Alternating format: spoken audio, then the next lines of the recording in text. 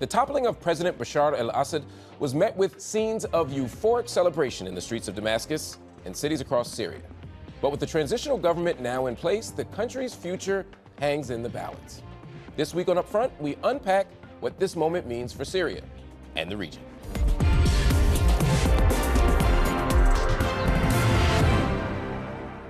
After 5 decades of the al-Assad family rule and a 13-year civil war, Syria is now free of one of the world's most brutal dictatorships. In under 2 weeks, a coalition of armed forces led by Hayat Tahrir al-Sham, also known as HTS, marched through Aleppo, Hama, Homs, and Damascus and ousted President Bashar al-Assad, who fled to Russia. So what will Syria's future look like? Joining me now to discuss this is Bassam Haddad, founding director of the Middle East Studies program at George Mason University, Hala Rharrit, former Arabic language spokesperson for the U.S. State Department, Mustafa Akyol, Turkish journalist, author, and senior fellow at the CATO Institute, and from Moscow, Alexey Khlebnikov, consultant and Middle East expert at the Russian International Affairs Council. Thank you all for joining me. Bassam, I'm going to start with you. We've seen incredible images coming out of Syria. We've seen things like the toppled statue of Hafez al-Assad. We've seen thousands of detainees released from prisons. What does this moment mean for the Syrian people? You know, we cannot underestimate how this moment is literally momentous in so many ways. It's the end of an era of literally brutal dictatorship. There's no mincing of words. And those who would like to see other aspects and dimensions, size of this, can well do that, but not in a way that actually diminishes the repression that Syrians have faced for the past 54 years, in some eras more than others. And it is beyond the words relief that we should use to describe what's going on. And I have friends, I have family in Syria, but I also have friends who have been actually imprisoned in solitary confinement for as little as writing an article. And these people, mind you, are not necessarily either Islamists or supportive of a liberal American political order. They're actually pro-resistance. They're actually against imperial designs and actions in the region. And yet, if they actually overstep an iota, they could actually be reprimanded, imprisoned, or worse. So we're talking about an unprincipled dictatorship in so many ways, which is now symbolized by the manner in which the president simply left without a word to his people, even those who actually supported him. That's interesting, Hala. I hear people all over the world echoing what Bassam has said, right? But then there were people who were saying, it's not right. This is American imperialism putting its thumb on the scale. This is Israel weighing in. The new leadership is going to be worse. There were people who were saying that this is something other than a moment of celebration for the Syrian people. In light of what Bassam has said, should we be holding space for another idea or another thought at the same time? That's a very good question. And I want to echo Bassam's words, that this is really a time to give Syrians space to celebrate after such brutal years, not just one, decades, really. But to your point, we are able to have two truths at the same time. And that's the reality of the situation. Obviously, we've seen how the changes were basically overnight, right? We woke up to the news and it was so quick, and the Syrians went out in the streets and are celebrating after years of trying to gain some type of freedom and legitimacy in their own country. And adding to Bassam's point, it wasn't merely political repression. It was day-to-day life that was so difficult for the average Syrian, not able to have sufficient electricity, struggling for food, struggling for gas. The basics of everyday life became untenable for Syrians, in addition to obvious political repression, political prisoners, families being ripped apart. At the same time, the second truth that lays right next to this first truth is that countries like the United States, countries like Israel, have been wanting to topple Assad for years, right? And this is very much known. And those in the anti-imperialist camp see this as a result of all of those years of interference. But to Bassam's point, considering everything that the Syrians have gone through, we need to give them space to be able to celebrate this moment with a clear mind as to the other forces that are at play and support the Syrian people in this transition and this revolutionary time in their country. Mustafa, what do you make of this? I share the joy and happiness of the Syrian people. They just got rid of a very brutal, sadistically cruel regime. And if anybody has not seen until this today, I mean, what's coming out of the Sednaya prison and other torture chambers of this regime should teach us. I mean, I'm glad that the Syrian revolution succeeded, toppling one of the world's most cruel dictatorships. I mean, we should be happy about that in itself. Regarding the geopolitics of this, it's true that imperialism, colonialism has ravished this region, harmed the peoples of the Middle East and other parts of the world a lot. But also we should see that regimes that call themselves anti-imperialist, anti-colonial can be very brutal in their own way. I think every regime should be measured first and foremost by looking at how they treat their own people. And if they treat their own people by putting them in dungeons and torturing because they wrote a critical tweet or wrote an article, I think that's evil. And whatever it stands on our geostrategic understandings, that regime has no legitimacy. Right causes should be pursued by right means. And if you're saying, okay, I'm defending the Palestinian people, I'm doing this, and that might be right in certain ways. But that becomes a justification for pretext for a regime which can be very brutal. And I think Syria is the most clear case of that. Alexey, Russia was a staunch supporter of al-Assad throughout the war, and Russia's military intervention in 2015 turned the war in Assad's favor. Russia's military bases in Syria are also its only military foothold outside the former Soviet Union. For all the efforts Russia went through to prop up and prolong the Assad regime, including bombing Syrian civilians, how big a setback is this for Russia? Well, in the first place, commenting on your words about Russia supporting Assad, from the very beginning of the onset of the civil war, Russia made it clear, and its leadership made it clear, that it was not supporting, in particular, a personality, but the state structures, the state regime. And one of the most important goals back in 2015, in September, when Russia decided to deploy its air forces there, was that actually it was about 2 or 3 weeks before collapsing under the offensive of ISIS back in 2015. And the main idea was to actually avoid that and to preserve the functioning state, basically.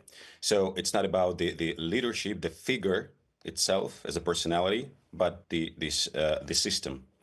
For some, that might feel like a distinction, just for a moment, that might feel like a distinction without a difference to some folk, given that the system itself enabled this type of brutal repression and violence. Well, we should distinguish, system, I mean, the repressive apparatus, the coercive apparatus, and the state structures. Even now, when HTS, terrorist organization, took power and took control over, Damascus, they actually, they're trying to get rid of the senior leadership, but I mean, they cannot just destroy all the state structures. And they've clearly declared that they want those who, employed and do their work continue to do that, because they don't want to, destroy everything and start from scratch.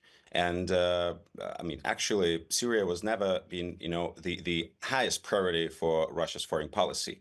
And if you think, I mean, about the Russian military presence on the ground since 2015, it was quite limited. I mean, and again, you cannot compare it with the amount of Hezbollah fighters, Shia militias, or Iranian Al-Quds forces. I mean, it was quite limited.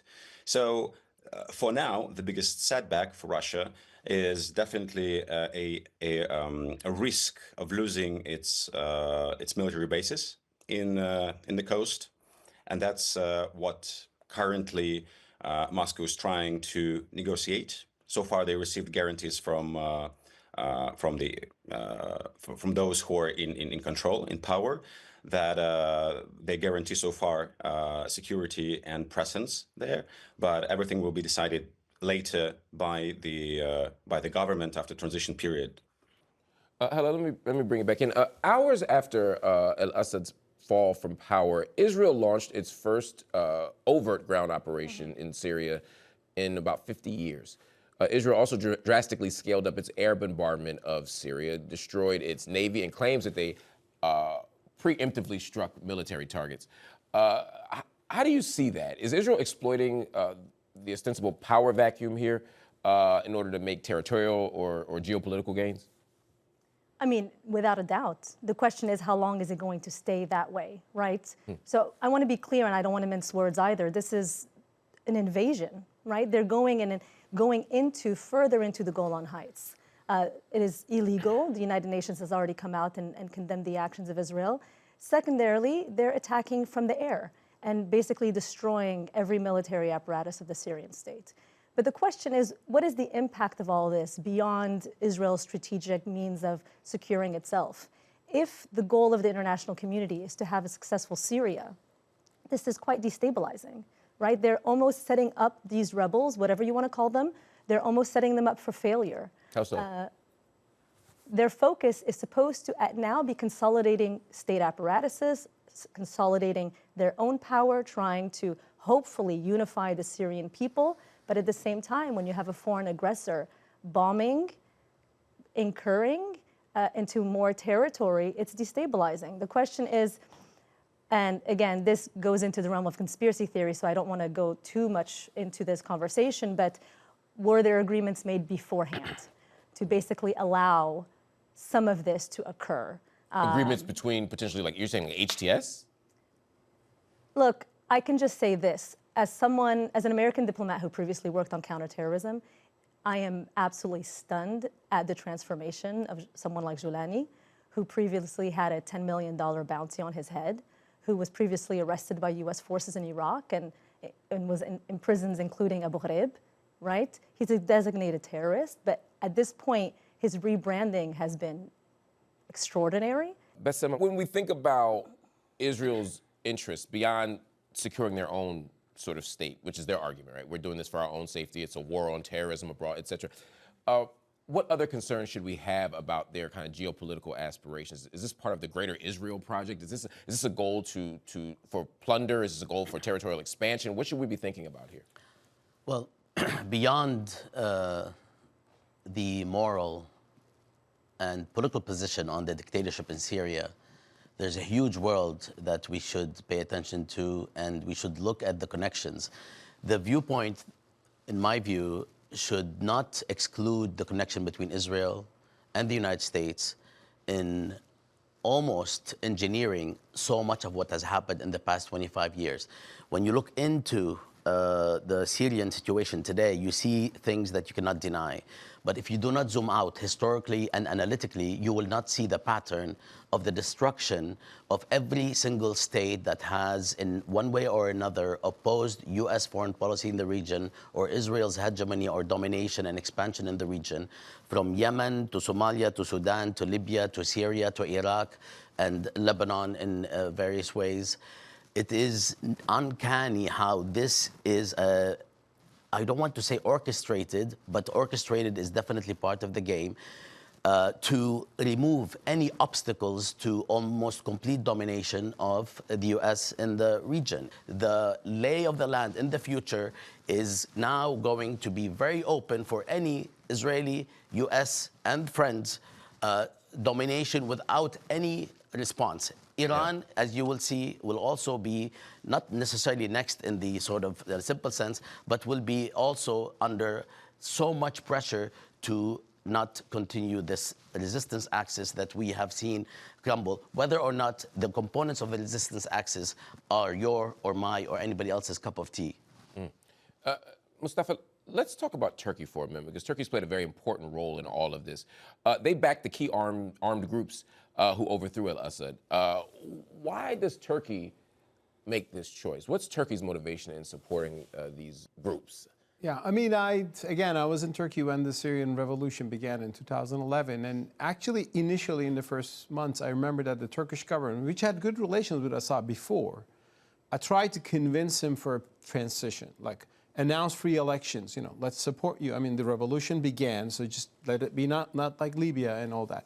Assad regime didn't give up, and he started brutalizing his people. So then Turkey jumped on the opposition wagon. And I can say, I mean, I have many criticisms of the Turkish government on a lot of domestic issues, but I think I can say Turkey has stood on the right side of history on this. But, I mean, Assad regime was evil, terrible, and it was doomed to collapse. And ultimately, with great pain, it did collapse. And now Turkey will play How a much of role. this was self-interest, though? How much of it was like, hey, we want these refugees to go back? Everything. You know, Erdogan will have a much stronger position in the West. Of course, there is self-interest, but I think that the ruling cadre in Turkey were genuinely horrified by the suffering of the Sunni, majority population, as they are. I mean, with Gaza, I mean, people do have feelings, and I think that was there, and they have ideological links too. I mean, Syrian Islamic groups had friendships with Turkey's AKP. So besides that, I mean, Turkey opened its borders to Syrian refugees, and I think that's a good thing. I mean, Turkey welcomed more than 3 million refugees. Now, an anti-refugee xenophobia emerged in Turkey, and but more on the opposition side, I should say. Now, Turkey is happy for, I think, a few reasons. First of all, I mean, Syria will not be a probably hostile regime anymore. The builders of New Syria, who will they be? We will see HTS and others, hopefully in a more democratic way. Turkey will try to steer that. Bassam, you like you were about to jump in. Go ahead. Well, I just want to say that even though Mustafa and I had a really nice time in the waiting room, I am really I'm really concerned about this idea that the Turks or Turkey or Turkey or Erdogan or the Turkish government are horrified by what's happening in Syria. Directly before the uprising, the Turkish government and its business sort of businessmen, business communities were connecting with the Syrian regime in one of the most grand-scale projects supposedly to happen in the Middle East. They had no problem with Syria. Turkish products were seen all over Syria on all of the shelves. There was not that kind of a repulsed nature. What happened is right during the early part of the uprising, there was a rift, and then Turkey adopted this position. But Turkey is not alone. All of the other countries have actually had double standards on all this. And we actually also, I mean, it's really interesting that we're talking about Syria. We're talking about the kind of repression that existed within Syria, which is absolutely correct. But this is taking place while at the same time the United States and Israel are committing one of the most horrendous genocides in modern history happening today in 2024, not in the 19th century. And we should actually recognize the connection between what is happening in Palestine, what Israel is doing in Gaza, and everything else. And finally, this view, when people in the United States, especially here, look at what's happening in Syria and prisons, which is extremely horrendous at all levels, we should not forget that we live in a country that has the highest rate of incarceration in the world, where more than 1% of the adult population is in jail. More than 2 million people are in jail in horrendous conditions and violent conditions, and more than 38% of those in jail are African Americans. So as we look at all of this, we should recognize from what perspective we're saying this and who we are, because we are administering so much of the ills that is taking place. I'm not excusing anybody. All right, before we go, I hate to make you pull your crystal balls out, but there is a way that I'd love to get your sense. In the midst of all the uprising, all the tension, all the resistance, all the pushback, all the things that are happening, how do you think this thing turns out in the short term? Alexey, I'll start with you. No, well, it's a good question in the first place. I mean, regardless of either one, happy or cheerful about what's happening in Syria, it's just one chapter which is over, but the story will continue, and there is no end, in the foreseeable future. I mean, first of all, a terrorist organization came to power. A terrorist organization, now seeing how just in the matter of 2 weeks, all media around the globe just changing their mind, changing and coming up with new definitions and words for who is Julani. Now he is a progressive jihadist. What does that mean? That's first thing. Second thing, HTS is not a homogeneous and monolithic group in Syria. It consists of a variety of different groups of different degree of radicalism, and where is a guarantee that Julani and his affiliates will be able to keep that in control? Where guarantees that there will be no infight between all of these groups? How we can be sure that the new government, transition government, will not get back to a sectarian politics and practices? how to make sure that Israel not advancing, because now it's not only airstrikes, as the colleague were mentioning. I mean, tanks and the ground forces moving. I mean, they're already in Suwaida province, parts of Dara province where Druze minority is living, and they're advancing. And they've been destroying not only military sites, but even the sites with information, with analytical centers. Me personally, I have no kind of positive or happiness, for what lies ahead. I mean, it's a very hard road with a lot of ifs, with a lot of possible scenarios, and with a high degree of further destabilization and chaos. Mustafa. Glad that Assad regime is gone, but of course we'll see now what comes next. And two things are important here. One is whether the HTS will keep on the moderate path, that it's been signaling lately. And in Idlib, there are some examples of that which they govern already. Obviously, they're a group rooted in very radical Salafi jihadism, which goes all the way to Al-Qaeda. But they've changed to some extent. And that should be given a chance, and that should be encouraged furthermore. And Turkey can actually play a helpful role there. Actually, Turkey helped the moderation of HTS back in Idlib, as far as I know. The other risk is a tension now with the Kurdish armed groups and the new government in Damascus. And that could be also diffused instead of ignited. Now, one thing there, of course, Turkey is important here again as the kingmaker, and also both the country that has the biggest problem with the Kurdish forces there. Now, one thing that happened in Turkey is that Turkey has been pretty hawkish against the PKK in the several years, but lately Turkey has started giving signals of a reconciliation with the PKK in Turkey, taking their leader out of jail, bringing him to parliament.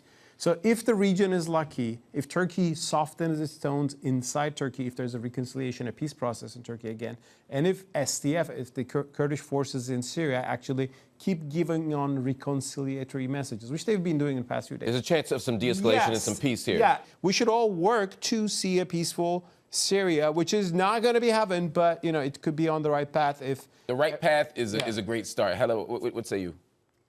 I want to be hopeful too. It's a very precarious time, right? I think time will tell. But the reality is that a lot of powers are invested in at least a stable Syria at the moment, right? The goal of the United States and Israel both has been to topple Assad. They got their goal. They won, right? And so now what are they going to do? Again, I go back to the economic realities because I think that is what matters the most to Syrians. Are the Gulf Arab states going to come, going to assist? Are they going to provide alternatives to the Captagon trade, to any type of actual resources for institutions? I found it very interesting that when Julani spoke, he kept on referring to institutions, building the institutions of the state. It almost seems lessons learned from perhaps Iraq, lessons learned from Libya, making sure not to repeat the mistakes of regional actors. So we will see, but again, the disunity has to turn into actual tangible unity, words into action in terms of less repression and an inclusive society. And I hope for the Syrian people that it's bright days ahead. Ultimately, the folks, the people, the states, the actors that have actually worked to give the green light, including Turkey, to give the green light for HTS to come out under what trade-offs with the United States and other Arab governments, we don't know.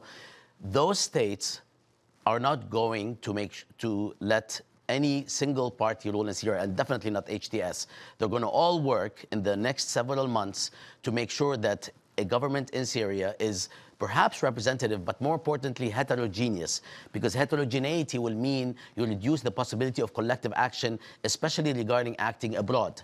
Linchpin of the resistance axis was Syria. This has to be cut off based on all of the actors that have played a role in this, so that this new government and the new polity is not going to be able to act in the same way that the previous regime did, whether or not the previous regime, whether or not however you feel about the previous regime. And that is almost a guarantee. You will see a Syria that is weakened. You will see an Arab state system that is weakened in relation to opposing existing domination of the region.